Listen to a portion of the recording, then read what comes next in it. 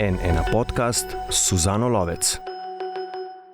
1495 dni in vsak dan je bila vojna v Ljubljani. Dobrodošli, dragi gledalke in poslušalke, dragi gledalci in poslušalci v N1 podcastu. Minilo je 80 let od konca druge svetovne vojne, pravkar smo mimo te obletnice, in z mano je avtor razstave o vojni v Ljubljani, dr. Blaž Vurnik, zgodovinar, kustos za novejšo zgodovino. Dobrodošli in hvala, da ste prišli. Hvala za povabilo, pozdravljeni. Obvestilo za vse, oddajo N1 podcast lahko vsako soboto zjutraj najdete na N1, torej na n1info.si. Objavljeni pa so ti podcasti tudi na vseh platformah za podcaste, na YouTubeu, na EONu in na strani Metroplay. Dr. Vurnik, 1495 dni, Ljubljana med drugo svetovno vojno, je razstava, ki ste jo pripravili v Mestnem muzeju v Ljubljani in ki je požela že do zdaj ogromno zanimanja. 1495 dni so se ljudje zbujali v vojno po teh ulicah, v tem mestu, kjer midva zdaj sediva in se pogovarjava. Kdaj je bilo najhuje? Ko je Italija zamenjala Nemčija, je bilo nasilja še več? Kar bode v oči je v bistvu namreč na razstavi, ne ta dvojnost. Torej, uradne fotografije, ki prikazujejo neko normalnost, in fotografije in predmeti, ki govorijo, ki dobesedno kričijo o tem, da so bili nenormalni, nasilni, grozljivi časi, da Ljubljančani v zaporih, koncentracijskih taboriščih, žičnata ograja, okupacija. Je bilo najhujše takrat, ko so prišli Nemci? Mislim, en mit je obstajal, da je bilo v času italijanske okupacije bistveno lažje preživeti, ne? Delno je to tudi res, no. Namreč Italijani so okupirali Ljubljano in potem vzpostavili nek okupacijski režim na način, s katerim so želeli posredovati sporočilo, da ne bodo nasilni. Predvsem so kot eno tako karto v rokavu, ne, ene vrste prednost svojo videli v tem, da ne izvajajo okupacijske politike na način, kot jo je izvajala Nemčija na Gorenjskem in Štajerskem, ne, kjer se je nemudoma začelo nasilje. Ne.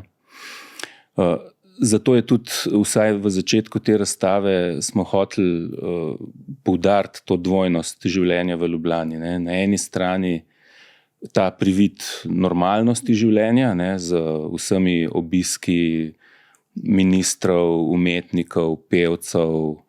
Na Kongresnem trgu je spomladi leta 1941 nastopil Beniamino Gili, ki je bil takrat eden od najbolj slavnih tenoristov. In tako naprej. Na drugi strani pa seveda praktično lahko rečemo takoj, ne, tudi že oblike nekega skrajnega nasilja, znaki tega, da imajo Italijani pravzaprav enak cilj kot vsi drugi okupatorji tukaj, torej izničenje slovenskega narodnega elementa, tako ali drugače. Nenazadnje je Emilio Grazioli, visok fašistični politik, ki je upravljal tukaj funkcijo visokega komisarja, torej pravzaprav prvega človeka civilne uprave v ljubljanski pokrajini, je decembra leta 1941 nekako obljubil, ne, da bomo naredili iz teh prebivalcev Italijane. Seveda se potem, ko pridejo sem Nemci v septembru leta 1943, ko Italija kapitulira, stvari v določeni meri spremenijo, seveda se tudi zaostrijo, ne. Predvsem pa tisto, kar se je zaostrilo, je bilo pomanjkanje sredstev za preživetje, ne. Torej, ves čas vojne se te stvari bistveno poslabšujejo, ne. In potem tam v letu recimo 1944, začetku leta 1945 so Ljubljančani že v bistvu živeli na nekem minimumu oziroma pod minimumom, ne, kar kažejo tudi zdaj, da ne zakompliciram, neki zdravstveni podatki, število tuberkulozno obolelih ljudi in tako naprej, ki v letu 1944 skokovito naraste, ne.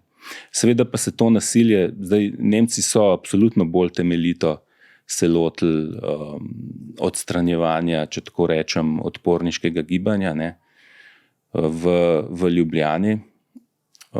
Tako da te recimo racije skupaj z domobransko policijo, nekateri viri pravijo o tem, danes so pobrali en urad, jutri so pobrali drug urad, ne, in potem so med temi ljudmi malo z informacijami, ki so jih imeli, malo pa tudi bi rekli, kar po občutku odbirali ljudi za deportacijo v koncentracijska taborišča. Zapori v Ljubljani so bili seveda ves čas polni, v njih se je dogajala strahovlada gestapa, domobranske policije. Skratka, ni bilo lahko preživeti v Ljubljani, kljub temu, da to ni bilo tisto bojno polje v klasičnem smislu. Poudarek ste na tej razstavi dali na človeka, na življenje. Ali kot zgodovinar podoživite življenje in usodo tistega, ki je nosil menaško, tiste, ki je iz koncentracijskega taborišča prinesla razpelo, tistega ali tiste, ki je nosil to prirejeno kanglico za mleko, v katerem je prenašal ali pa prenašala sporočila, da jih okupatorji niso mogli najti. Ko vi pridete prvič v stik recimo s temi predmeti, se vidite predmete, ste verjetno že dolgo poznali, koliko vas v bistvu to zgodovinsko gradivo, ki je bilo nekoč osebno, zaznamuje? Kako gre recimo pri vas ta miselni tok, kaj se dogaja pri vas kot zgodovinarju? Mislim, zgodovina je vaša stroka, je znanost, ampak kako pa sežejo te usode do zgodovinarja? Zelo različno na vsak način. Zdaj, nekateri predmeti so v muzeju že dolgo časa in nekako kot kustos, ko se zaposliš v muzeju, podeduješ vse te zgodbe od ljudi, ki so jih zbirali.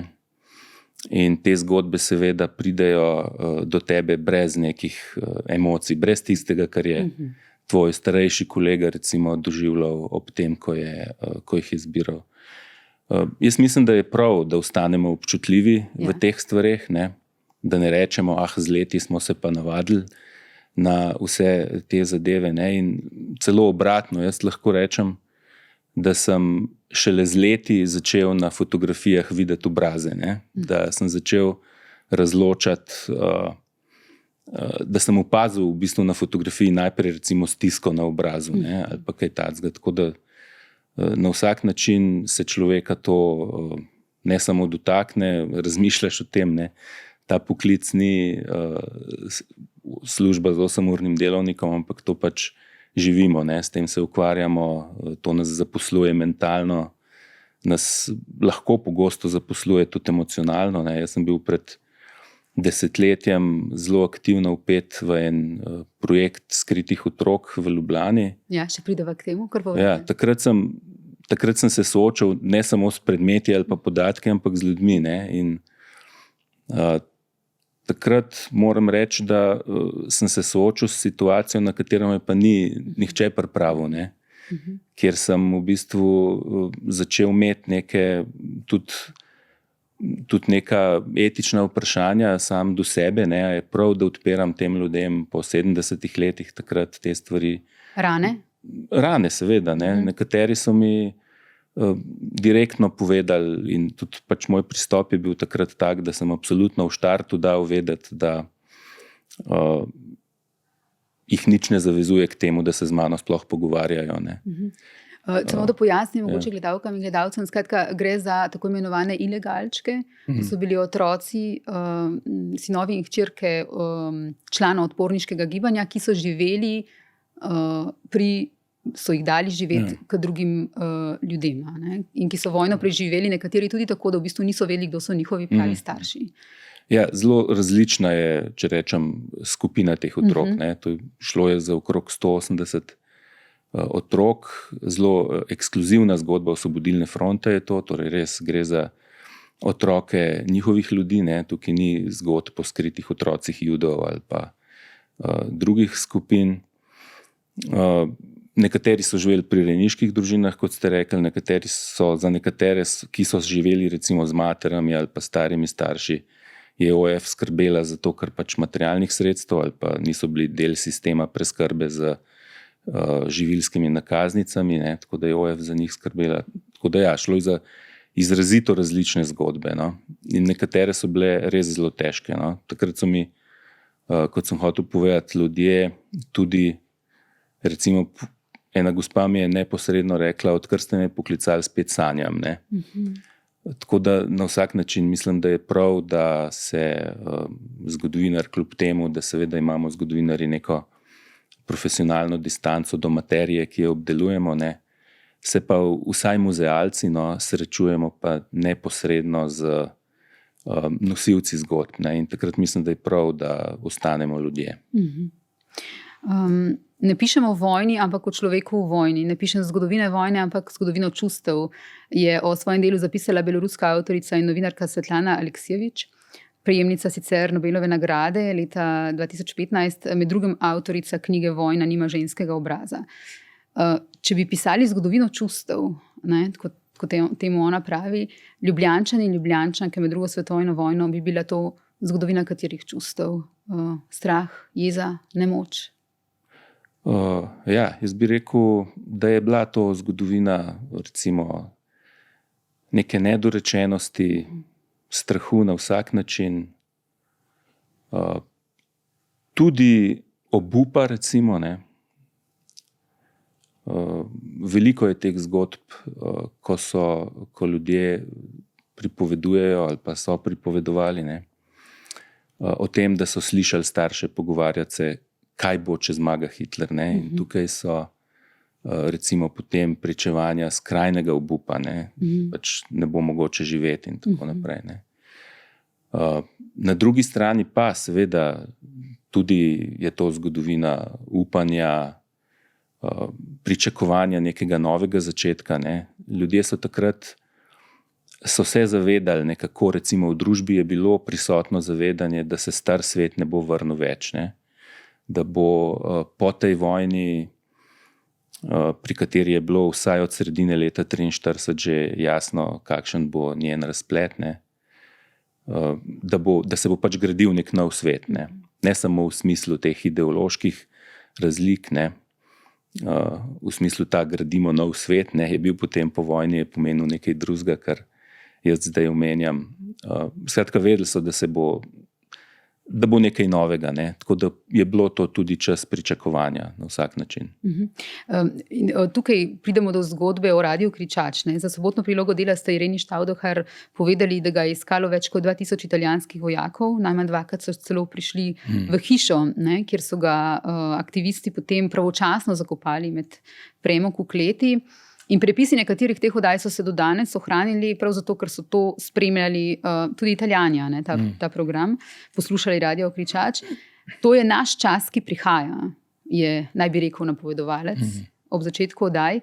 In vi pravite, bil je hkrati to čas upanja. Ne. Kaj je te ljudi potem držalo gor, da so to upanje vseeno ohranili v tem času grozljivem? Zdaj, da ne bi preveč poetično, ne, človek zvenel, je treba reči, da jih je držala po koncu čist tista temeljna biološka želja po preživetju. Ne. To je zelo očitno. Ne. Je pa ta ideja o tem, da bo nekaj drugače, da se bo zgodila sprememba.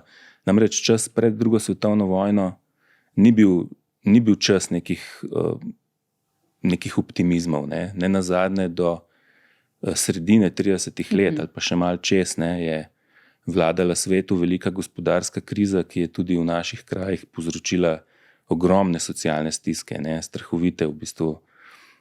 Tega mi danes vizualno niti toliko ne poznamo, ker kdo pa je fotografiral berače, recimo, ne.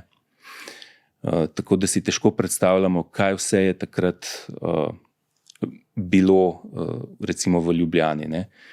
Imamo take drobne recimo dokumente. Mislim, da leta 1937 so mestne oblasti poslale neko komisijo na teren proučevati barakarska naselja po Ljubljani. Ne. In to so bila naselja, kjer je živelo socialno dno. Ne. Ampak to socialno dno, to niso bili samo, ne vem, brezposelni ali pa berači, to so bili delavci v tovarnah. Ne. Tako zaposleni ljudje, ne, ljudje, ki bi po nekem pričakovanju si lahko ustvarjali neko vsaj spodobno življenje. Ne. Tega tam ni bilo. Ne. Zapisniki te komisije so v bistvu strahoviti. Ne. Govorijo o barakah, prepišnih, izredno majhnih okencih, kanalizacijo, ki to ni bila, ampak neki jarki, ki so za hišami tekali in tako naprej. To se je dogajalo v Ljubljani manj kot 100 let nazaj. Ne. Tako da vsi te ljudje, tudi zaradi tega, recimo, ne, zaradi tega pričakovanja, upanja, želje po spremembi, je imel odpor v Ljubljani tako močno zaledje. Ne. Tako italijanske oblasti, kot kasneje nemške in Rupnikova uprava, ne, so se zelo jasno in dobro zavedali, da ima Osvobodilna fronta oziroma odpor večino prebivalstva v mestu na svoji strani. Ne. In razlog tiči tukaj. Ne samo uprli se bomo zato, da bomo pregnali okupatorja, ampak zato, da bomo živeli potem v nekem novem, boljšem svetu. Ne. Fotografije ste omenili, sicer te še starejše, ne? Ampak vi ste naredili izbor fotografij Mirana Pavlina, ki je takrat delal kot fotograf, torej med drugo svetovno vojno. In v muzeju hranite več kot 1400 njegovih fotografij. Kako naredi človek potem ta izbor med njimi? To so fotografije, ki pripovedujejo oboje, to, s čimer sva začela. In v tej normalnosti življenje gre dalje, politika gre dalje, srečujejo se, koncerti so. Po drugi strani pa je fotografiral tudi tisto, kar na danes pripoveduje o tem, kar vse ni bilo normalno. Zdaj, ta fond Mirana Pavlina ne prikazuje tistega nasilja, teh skrajnih oblik dogajanja v tem smislu. On je bil uradni fotoreporter časnika Jutro, sicer so tudi vsi drugi tiskani mediji, če tako rečem, takrat objavljali njegove fotografije. Je pa seveda poskušal, ker se je zavedal, kaj fotografija v tistem hipu pomeni, bil je odličen dokumentarist, je poskušal dokumentirati tudi neke druge stvari, recimo vrsto pred trafiko je slikal ne samo zaradi vrste same, ampak zaradi tega, da je upozoril s tem na pomankanje. To ga je pač takrat zaposlovalo, kot tudi vidimo v njegovih dnevniških zapiskih. Zdaj, kako narediti izbor, to je res vedno težko vprašanje, zlasti enostavno omejiti se moraš, to je najboljši odgovor na vprašanje. Zlasti pri taki zbirki. Res gre za skoraj da, oziroma celo nekaj čez 1400 posnetkov, nekateri so iz istih dogodkov, sicer ne, ampak vseeno gre tukaj za toliko različnih vsebin, da sem pač poskušal za to razstavo izbrati samo tiste, ki mogoče najbolj reprezentirajo ta italijanski poskus ustvarjanja normalnega življenja v mestu, oziroma privida tega normalnega življenja. Kako, nekaj ste že rekli o tem, v bistvu, kako poteka to nabiranje gradiva, nekaj podedujete, kot ste rekli, vas je že čakalo v muzeju, ko ste prišli, ampak kako pridejo artefakti, fotografije, stvari v muzej? Ali recimo iz druge svetovne vojne stvari še vedno prihajajo k vam in na kakšen način? Kdo vam jih prinese, vi greste na teren, kako to poteka? Pridajo še, sicer redko. Zdaj najbolj, če rečem, plodno obdobje v zadnjih 50 letih pridobivanja gradiva v muzejih, kar se tiče druge svetovne vojne, so bila pozna 80. leta. Takrat so se namreč upokojevali ljudje, ki so bili v drugi svetovni vojni recimo aktivni kot aktivisti, borci, partizani ali pa kakorkoli drugače. In ko so se upokojili, so imeli čas in pa seveda tudi voljo za v bistvu zgodovinjenje tega svojega življenjskega obdobja v času vojne. In takrat so začeli hoditi v muzeje. To recimo so pripovedovali vsi moji starejši kolegi, ki so takrat bili kustosi ali pa kustosinje v muzeju. In takrat so bili te stiki tudi najbogatejši. Te ljudje so imeli precejšno željo povedati svoje zgodbe, zbirali so se podatki, tudi v okviru nekih zgodovinskih komisij so pridobivali zelo take detaljne podatke o posameznih krajih mesta, po hišah dobesedno. Tako da operiramo res z enim bogatim naborom informacij, ki so bile takrat nabrani. Kasneje se potem to dogaja ob menjavi generacij. Skratka, nekdo odide in njegovi potomci se bodisi zavedajo pomembnosti tega, kar so jim starši pripovedovali, bodisi, če se ne najlepše izražam, nimajo kam s temi stvarmi. in pridejo v muzej. Ne. Tako da še danes, redko sicer, ampak se zgodi, da v muzej sami v bistvu poiščejo pot ljudje, ki želijo ohraniti spomin recimo na ta del življenja svojih staršev, starih staršev. Ne. Po drugi strani pa tudi mi iščemo kontakte s temi ljudmi. Ne. Jaz recimo sem zdaj v tem času, ko sem pripravljal to razstavo, pač poskušal navezovati stike z nekaterimi otroci, tistih, ki so v 80-ih letih recimo, ali pa 90-ih nosili v muzej gradivo svojega življenja. Ne. In moram reči, da so odzivni, da so pripravljeni se pogovarjati o tem. Ne. Namreč mene zanima zdaj ena nova zadeva, ne. Saj o teh stvareh so ljudje sami pripovedovali, kako je bilo. Ne. Mene zanima, kako se je v teh družinah v bistvu ohranjala pripoved druge svetovne vojne. Ne. To je nekaj, na kar mogoče človek najprej ne pomisli, ne, ampak že takrat, ko sem sodeloval s temi nekdanjimi ilegalčki, ne, se je odprla v bistvu cela neka zgodba tega povojnega časa, ne, ki so jo sicer bolj sramežljivo pripovedovali, če tako rečem. Ne. Ta zgodba druge svetovne vojne, skrivanja, zgodba o ljudeh, ki so skrbeli za njih, ne, to je bila nekak javna zgodba. Ne. Medtem ko to, kaj se je potem dogajalo v družinah, ne, to je mene potem zanimalo. A se družina po toliko letih vojne še sestavi? In kaj se je zgodilo? So to različne zgodbe? Gre za zelo lepe zgodbe, gre pa za tudi zelo seveda žalostne zgodbe. Ne. Gre za zgodbe, ko so mi ljudje pripovedovali o jurišni bolezni. To je bolezen, ki je dobila to ime, preden se je reklo vietnamski sindrom. Ne. Skratka, ljudje so bili obremenjeni s to vojno. Posttraumatska stresna motnja. Posttraumatska stresna motnja, tako. In so jo imeli otroci in starši? Torej ti otroci? Starši. Ja. Zdaj nisem naletel na to situacijo, da bi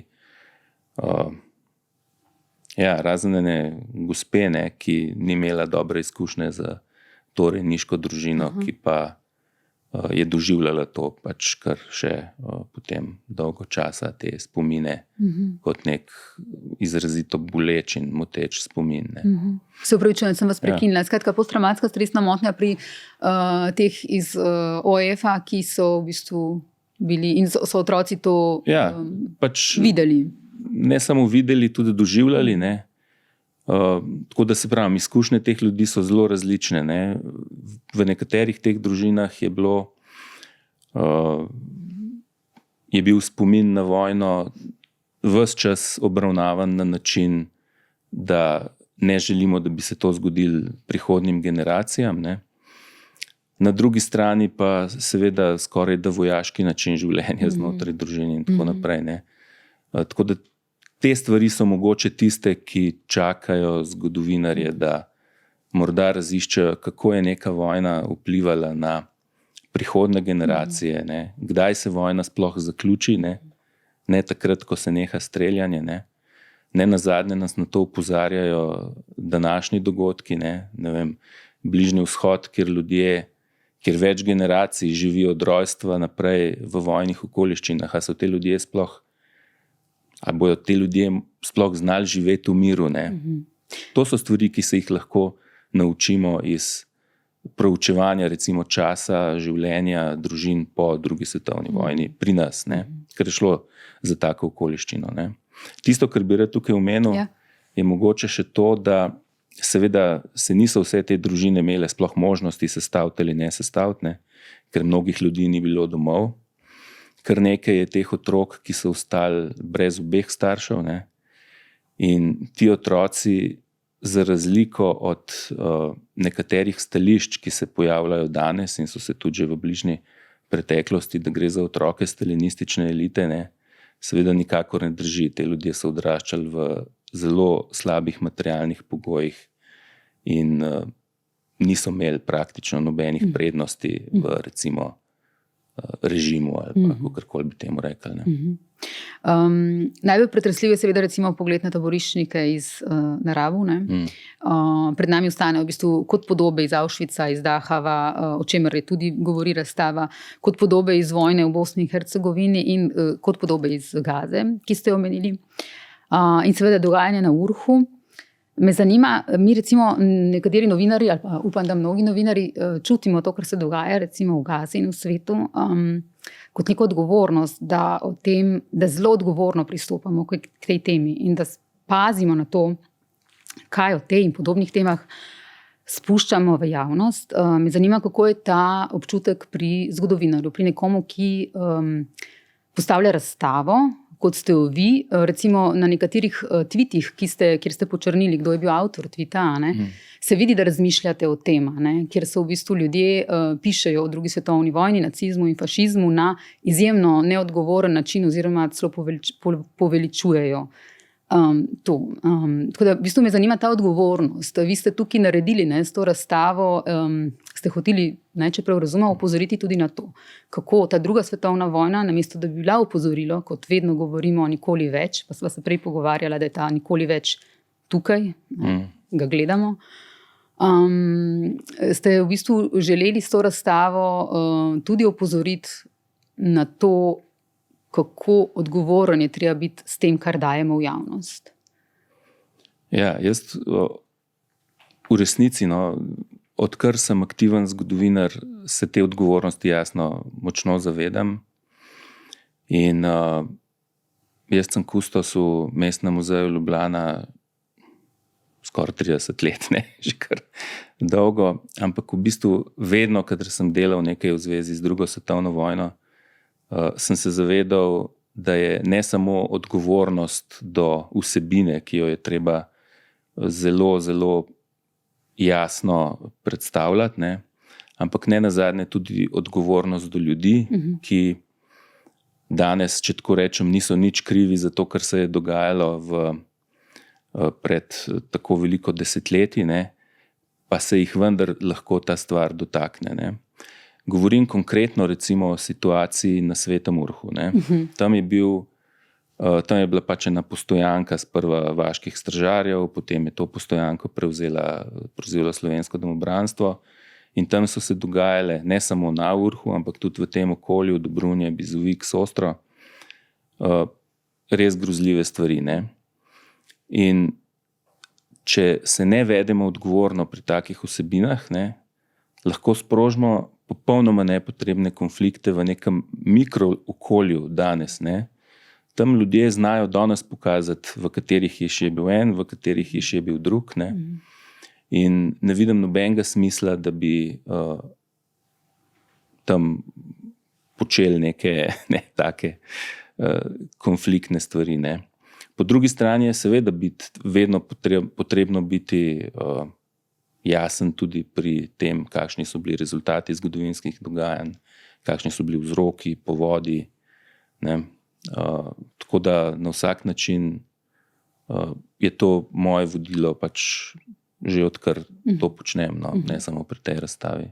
Razstava obravnava tudi kolaboracijo in dotika se tudi državljanske vojne. Iz fotografij, iz tega fotoateljeja, kjer so ti obrazi, ki so tudi tukaj na knjigi, skratka, so bili fotografirani čez vojno vojaki vseh vojsk. In to so mladi fantje, v bistvu vem, da sem pri dveh rekla, to je otrok. Kako so se v primežu različnih idej, kaj je boj za domovino takrat znašli ti mladi, komu so sledili? Večina je sicer seveda še dobro prepoznala, da je upor proti okupatorju vrednota in mnogi so, kot ste rekli, za to dali svoja življenja.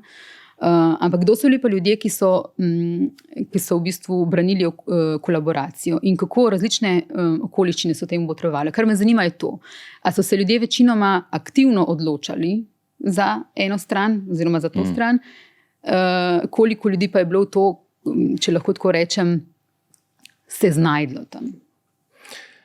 To je vprašanje, na katerega je zelo nevarno na hitro odgovoriti. Je pa res, jaz sem recimo včasih to zgodbo omenjam, Ko sem jaz hodil v osnovno šolo, smo se učili o tem, da so bili domači izdajalci. Tako je bilo rečeno, v Sloveniji so bili domobranci, na Hrvaškem so bili ustaši, v Srbiji so bili četniki, v Makedoniji je bil VMRO. Ne. To si mogel znati. Ne. Ampak jaz sem se takrat že natanko to vprašanje vprašal, ne. Ali nekdo zavestno postane izdajalec in zakaj bi. Ne. In seveda je to retorično vprašanje. Ne. Jaz mislim, da nihče ne postane zavestno izdajalec, česarkoli. Ne. Do tega pripeljajo neki drugi motivi, za katere on morda v tistem trenutku misli, da so pomembni. Ne. Okoliščine, v katerih se je ta vojna odvijala, ne, so bile takšne, da so nekatere ljudi spravile na drugo stran. Ne. Zgodovinsko gledano so jih spravile na napačno stran zgodovine in to dejstvo ostaja naprej. Ne. Torej, odpor v Ljubljani, v Sloveniji, v Jugoslaviji, če hočemo, je bil tisti, ki je sodeloval pri boju proti nacizmu in fašizmu in v tem boju zmagal. Ne. In naj o tem ne bo dvoma. Ja? In o tem pač, to je postulat, o katerega ne vidim nobenega vzroka, nobenega recimo historičnega momenta, da bi lahko v tako dejstvo dvomili. Ne.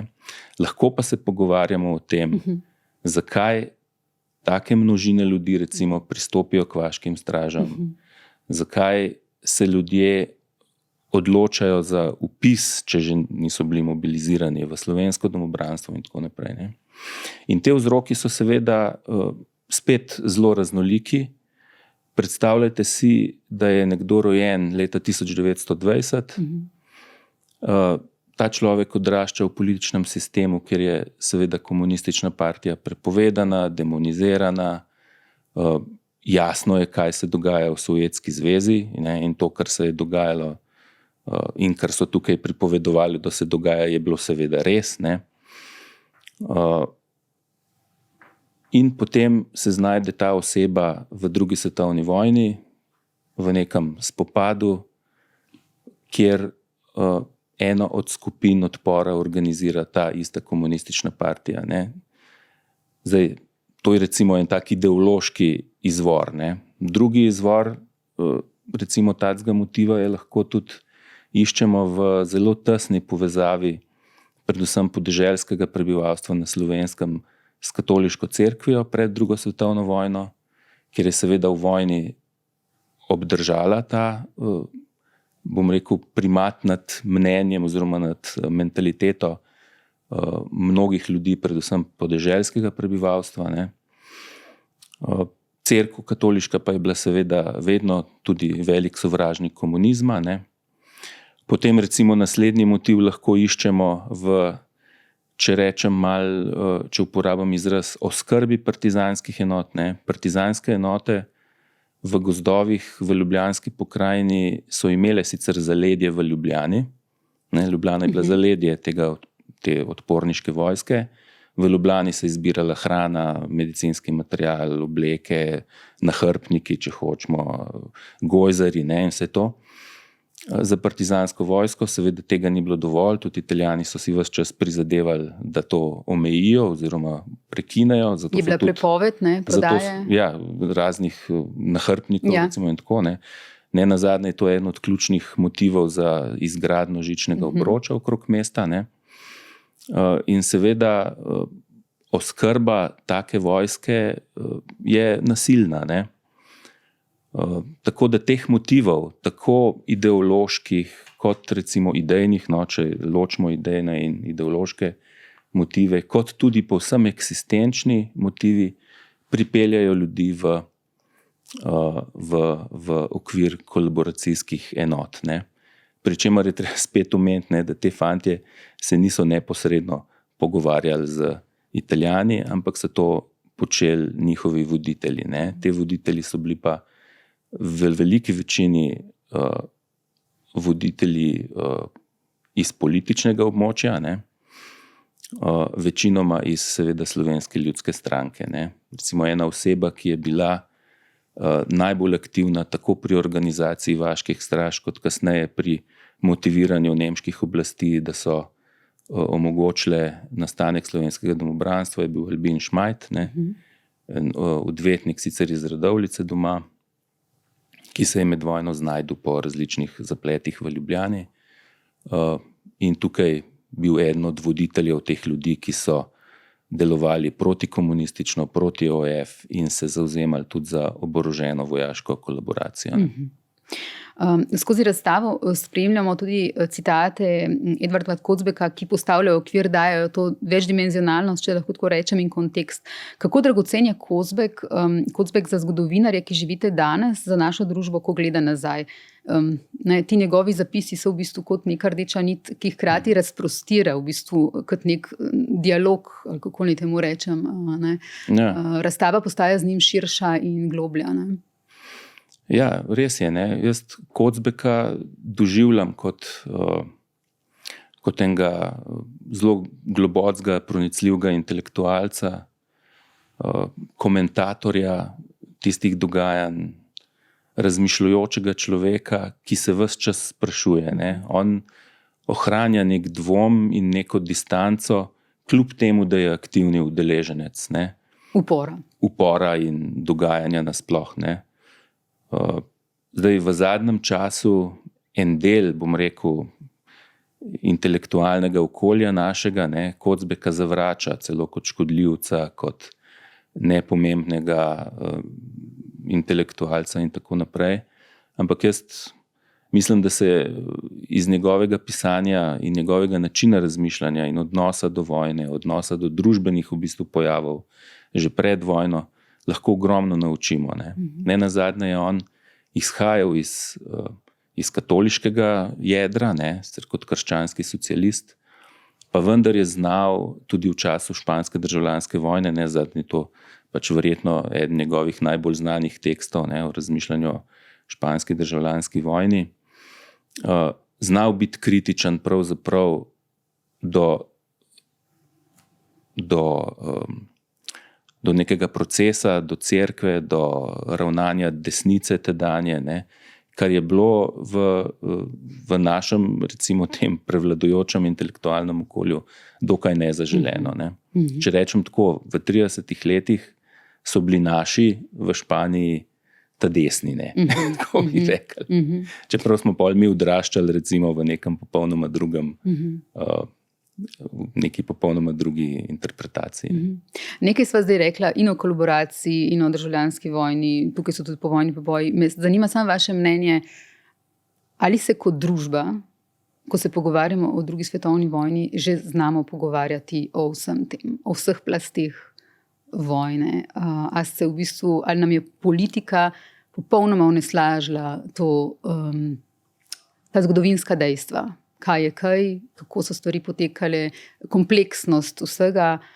Je politika s temi svojimi, bom rekla kar tako, izkoriščanjem te teme v bistvu naredila škodo družbi, ker družba mora gledati nazaj in se iz tega nekaj učita.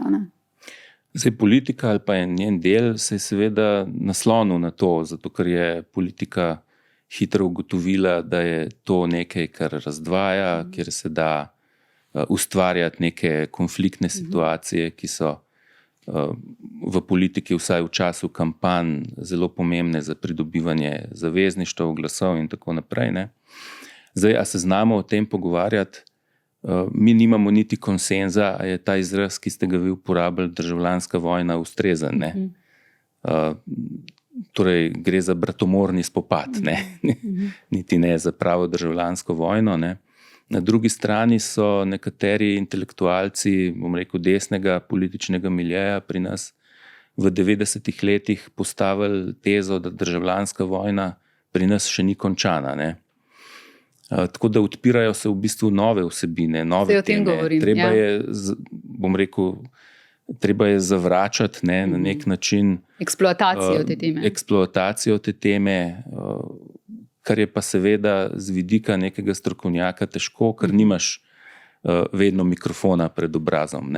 Je treba o tem pisati, je treba o tem se pogovarjati, je treba širiti te stvari tudi na način, oziroma širiti pač promovirati resnico, če tako rečem, z razstavami, objavami, knjigami, na čim bolj različne načine zgodovino pripeljati v vsak dan ljudi. Ne. Kaj pa ljudje v bistvu, ki obiskujejo, ko obiščejo to razstavo, kaj vam pripovedujejo, da je mogoče njih najbolj prizadelo? Se obračajo, kaj na vas ste dobili kakšne? Namreč na koncu razstave, tam je ena v bistvu velika soba, iz katere v bistvu praktično iz gozda, ne, kot partizani, pridemo v osvobojeno Ljubljano. Na zaslonu so posnetki osvoboditve Ljubljane. In iz te sobe pridemo do sobice, kjer ljudje puščajo svoje sporočila. Ne? In tam so ti napisi, videla sem jih, ne, nikoli več. Ljudje govorijo, kako grozno je bilo njihovim starim staršem, ki so živeli med drugo svetovno vojno, kaj so doživeli, kako so bili v taboriščih in tako naprej. Kaj pa pride do vas? Recimo, kaj se jih je najbolj dotaknilo? Zdaj, po eni strani govoriva o teh napisih, ne, ki so tudi zelo pomembni in te napise seveda hranimo potem. Ne samo pri tej razstavi, ne. Mi smo recimo pred leti na razstavi o Ivanu Cankarju postavili tam eno tako, rekli smo je kakor spovednica, ne, mislim, mizico in stolček, kjer smo dali gor listke že z natisnenim začetkom Oprosti mama, pa 3 pikce. Ne. Mi smo bolj ne mislili tukaj ta moment Cankarjevega odnosa z materjo in vse to, ne, malo duhovito mogoče ponuditi obiskovalcem za ne. Dobili smo pa izjemno emocionalne zapise, pretresljive in tako naprej, ne, stvari, ki smo jih potem s spoštovanjem shranili v naš arhiv, ne, in podobno se dogaja tudi tukaj, ne. Tukaj prihaja mogoče tudi do tovrstnih informacij, ki sem jih omenjal prej, ne. Tukaj zdaj ne pišejo več ljudje, smo doživljali to in to, ne, ampak starši so mi pripovedovali, za moje starše je bilo pomembno to, ne. Moj dedek je živel s tem in tako naprej. Tako da to so, ne samo, da je to nek interaktivni del razstave, kjer omogočimo obiskovalcem neko aktivnost, ampak gre tudi v resnici za zbiranje zelo dragocenih zapisov. Ne nazadnje enega duha časa, če bomo čez dolga leta lahko te zapise spet brali. Ne. In hkrati je duh časa tudi to, ne, to je ti tviti, ki ste jih vi tam objavili, ki kaže na to, da v bistvu nekateri vse nimajo razčiščenega odnosa z nacizmom, fašizmom. To je pa v bistvu na tem omrežju vsakodnevni pojav. Ne. Jaz sem tam uporabil tvite iz časa, ko je bil Lev Rupnik rehabilitiran, ne, in takrat se je na Twitterju razvnela mala državljanska vojna, ne, če tako rečem. Zapisi so, torej tako bom rekel, bili bi smešni, če ne bi bilo vse ozadje resno in družbena klima zelo resna. Ne. Tako je. Vi ste tudi sicer avtor številnih drugih razstav, pa tudi soavtor oziroma avtor 3 risoromanov o Plečniku. Sta z Zoranom Smiljanićem sta se mu poklonila z risoromanom o Plečniku pred 3 leti ob 150. obletnici rojstva. Potem je tukaj strip o Cankarju in pa o Kristini B. Kristina B. je fiktiven lik. Popolnoma fiktiven lik. Čeprav se je takrat pojavilo kar nekaj Kristin, kjer se priimek začne z B in so se prepoznale. Skratka, Kristina B. doživlja v bistvu drugo svetovno vojno. Veliko teh stvari, ki so na razstavi, lahko jih vidimo narisane, preberemo o njih, tudi podobe so, s fotografij so vključene v bistvu v ta risoroman. Katero od teh 3 tem, recimo, je bilo težje izdati v obliki risoromana? Kaj pa vem? Vse 3 so mi predstavljale, bom rekel, eno veliko veselje, že ko sem jih počel, se pravi, ko sem pripravljal ta scenarij, potem, ko sva šla z Zoranom skozi ta proces priprave risanega dela in to je bil en tak, bom rekel, lepi projekti so to, ko predvsem tudi zato, ker imaš možnost strip oziroma risoroman omogoča posredovanje nekih informacij, ki jih sicer ne bi mogel. In recimo, ko sem pripravljal scenarij za tisti prvi strip, Spomini in sanje Kristine B., sem v bistvu, lahko tako rečem, vse, kar je v tem stripu, vse, kar se v tem stripu zgodi, je resnica, ne. Gre pa seveda za sestavljanko mnogih zgodb, ne. Skratka, če mi nekdo pripoveduje, ko mi je nekdo pripovedoval o tem, da so iz družbice, ne, otrok najmlajšega nahecali, da je šel k nemškemu vojaku in mu rekel, bite ein Stück Arsch, ne. Arš je človeško ozadje, ne. Rekli so mu pa, da to pomeni čokolada, ne. Kje sicer bi lahko ta moment kot nek spomin na nek čas uporabil, če ne v neki taki zgodbi, ne. V tej zgodbi je tudi recimo ogromno nekih detajlov iz zgodb, ne nazadnje mojega starega očeta, ne. Ne vem, tam se pojavi nek Oton, ki ga pred dramo preiščejo domobranci oziroma ga hočejo preiskati. On ima pa v torbi v bistvu ogromno enega materiala za OF. Ne. In to je bil? In to je bil moj dedek, ne, recimo, ki nam je potem vnukom govoril, vidiš, pri tem drevesu sem pa jaz zatajil svojo narodnost, ker je tistega domobranca pač v nekem hipu se izpomnil, da je zarjovo na njega, vi sem z imi tvem sprehan. In je on seveda odskočil in rekel, Entschuldigung, Herr, ne. In je bila zgodba zaključena, ne. Če bi pač odprl tisto torbo, bi se stvari bistveno drugače zaključile, ne. Tako da teh zgodb praktično vse je tam res, ne. Ravno tako recimo pri Cankarju in Plečniku, ne. Zdaj biografije pisati dan današnji verjetno ni, mislim o Cankarju, ki je bil toliko krat predelan, ne. Saj so izšle neke stvari iz nekih novih vidikov, ki so zelo dragocene seveda, ampak tisto, kako pokazati Cankarja ali pa Plečnika, ne, kakšen človek je bil, kako je on preživljal vsak dan, ne, kaj je pomenil ta človek za okolico v tistem hipu, ko je živel, ne, kako se je okolica odzivala nanj, kakšen je bil njegov prispevek konec koncev potem v tem dolgoročnejšem obdobju. Meni se zdi, da je to zelo fino povedati na tak način. No.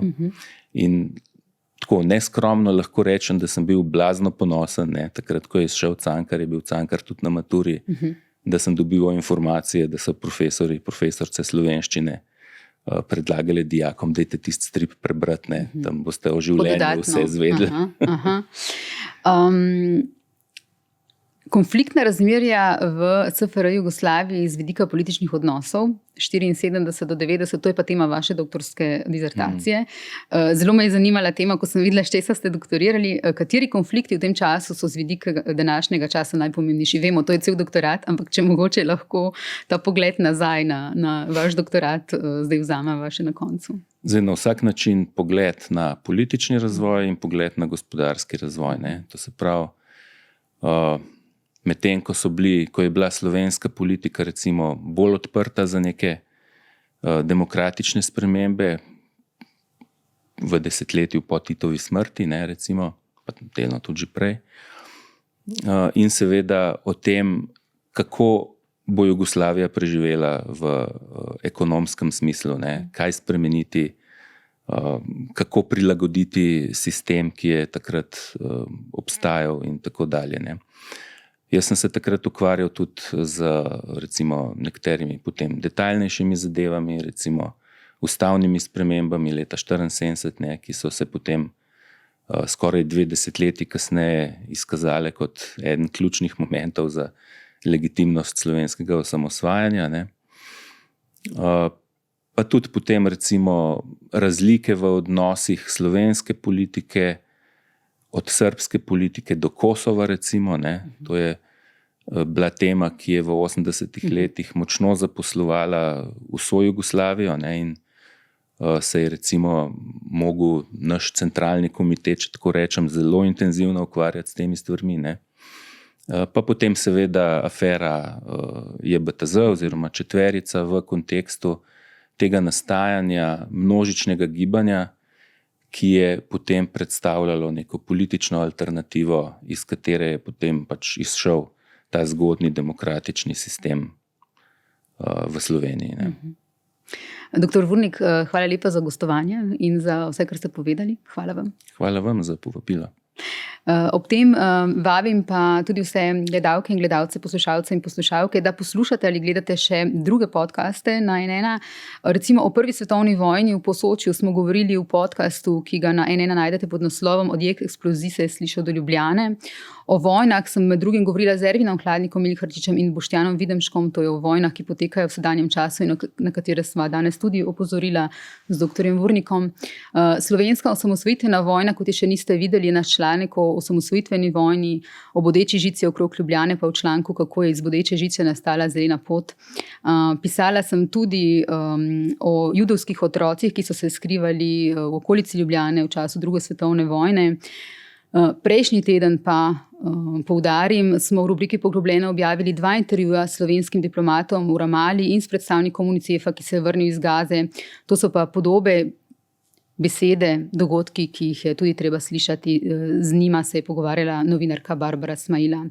Dragi gledalci in gledalke, poslušalci in poslušalke, hvala, ker spremljate naše delo in hvala vam za zaupanje.